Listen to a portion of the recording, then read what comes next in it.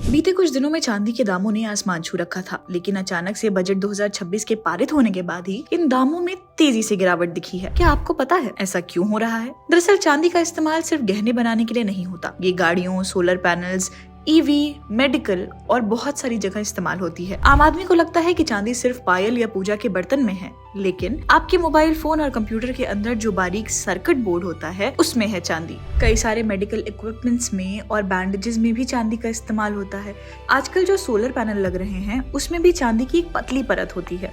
Electronic गाड़ियों में तो चांदी का इतना ज्यादा इस्तेमाल होता है कि इसकी खपत दिन ब दिन बढ़ती ही जा रही है। लेकिन आखिर चांदी का बाजार इतना अस्थिर क्यों है? दरअसल ऐसा इसलिए है कि चांदी को दो तरीके से इस्तेमाल किया जाता है। चांदी सिर्फ और सिर्फ एक गहना नहीं, बल्कि इंडस्ट्रियल मटेरियल यानी कि कच्चा माल भी है।